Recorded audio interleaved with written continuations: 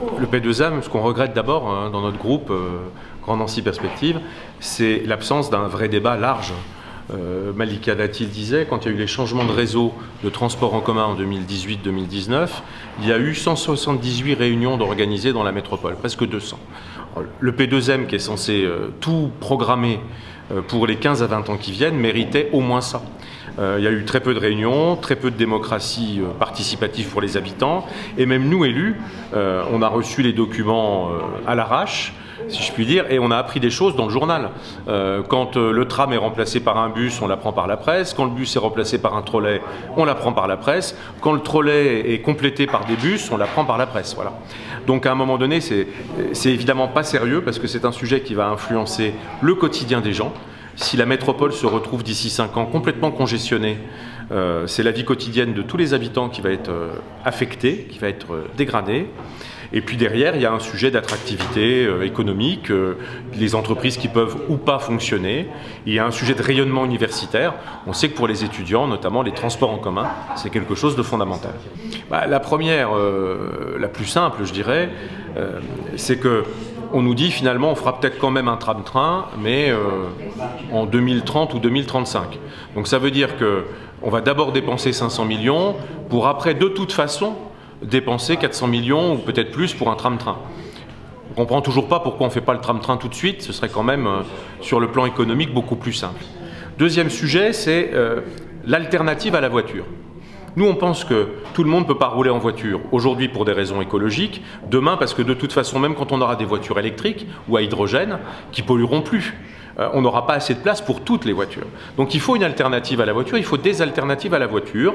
Le point positif du P2M pour nous, c'est la poursuite des efforts sur le vélo. Le point faible, et qui va tout compromettre si on ne change pas de cap, c'est évidemment le transport en commun. Je veux dire, le fait que le réseau de transport en commun ne se développe pas, que l'actuel tram sur pneus soit remplacé pour un bout par un trolley, pour un bout par un bus, et que tout ça n'augmente pas en fait la capacité de transport, ça veut dire que le système qui est saturé le sera toujours, ça veut dire que pour ceux qui veulent laisser la voiture pour du transport en commun, il n'y a pas de place, ça veut dire aussi que pour les parcs relais, pour toutes ces personnes qui arrivent de l'extérieur, tous les jours, 100 000 personnes viennent de Toul, de Lunéville, de Pont-à-Mousson, travailler dans la métropole. Pour cela, il n'y aura pas de parc relais efficace, puisqu'il n'y aura pas de transport en commun pour relier le parc relais au centre-ville. Donc pour nous, le point faible majeur, c'est le manque d'ambition sur le transport en commun. Il y a d'autres points faibles, l'absence d'une politique globale pour la marche. Le sujet ne se résume pas à un combat sur 2 rues piétonnes au centre-ville. La marche dans l'ensemble de la métropole, c'est un vrai sujet. Des trottoirs agréables, confortables, de la sécurité, de l'éclairage, de la propreté. Évidemment des arbres pour rafraîchir les espaces publics pendant les périodes de chaleur. Donc il n'y a pas grand-chose finalement sur le développement de la marche. Il n'y a pas grand-chose aussi de notre point de vue sur la voiture propre. Alors, pourquoi pas aider le véhicule électrique ? Et le véhicule hybride, pourquoi pas développer l'autopartage?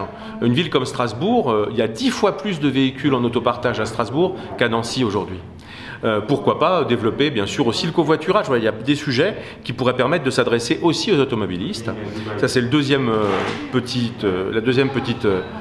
manque pour nous. Et puis il reste un sujet qui pour nous est vraiment fondamental, qui est l'absence finalement de programmation claire.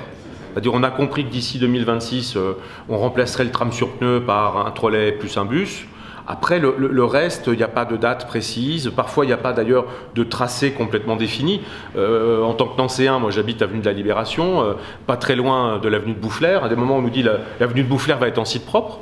Ça veut dire qu'il n'y a plus de voitures qui passent, parce que ou alors il faut abattre tous les arbres et supprimer les trottoirs. Et puis donc, on nous dit parfois l'avenue de Boufflers, finalement, elle ne sera pas en site propre. Mais ce qui veut dire que la ligne de bus, elle va être dans les embouteillages. Elle ne réussira jamais à être à l'heure et à véhiculer les gens. Donc tout ça nous paraît imprécis, flou, très coûteux. Parce que ça coûte finalement 2 fois plus cher qu'un tram, puisqu'il va falloir faire le tram. Et tout ça nous paraît surtout un peu utopique. Le vélo, c'est nécessaire, mais ça ne remplacera pas la voiture. C'est le transport en commun et une ambition sur le transport en commun qui peut donner une véritable alternative pour l'automobiliste.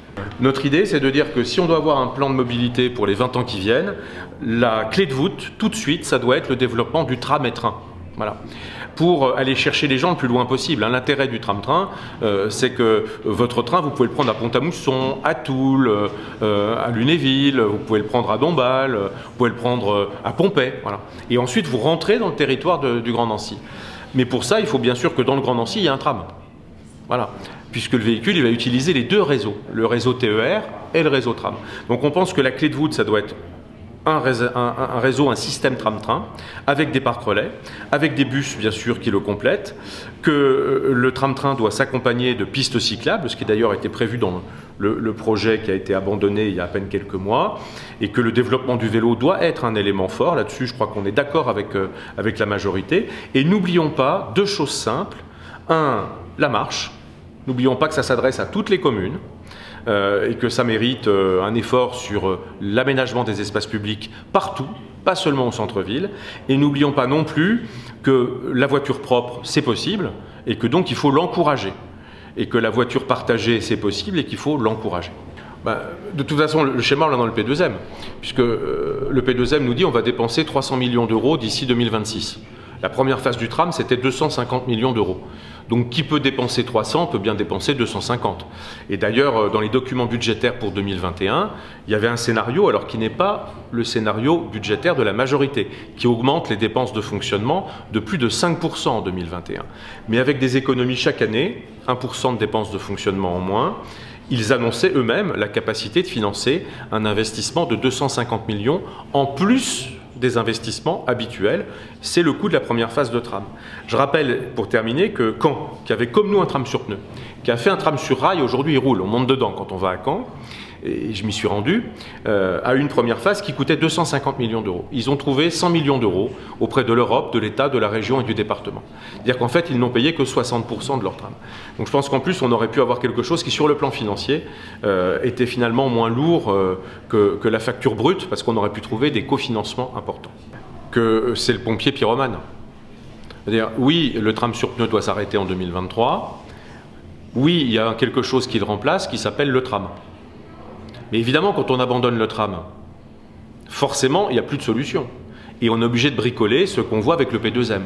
C'est l'actuelle majorité, en abandonnant un tram dont elle avait dit d'ailleurs dans son programme qu'elle le ferait, qui met toute l'agglomération dans cette situation de cafouillage et d'impréparation. Voilà. C'est ceux qui finalement annoncent qu'ils ont hérité d'une situation qui en fait l'ont créée.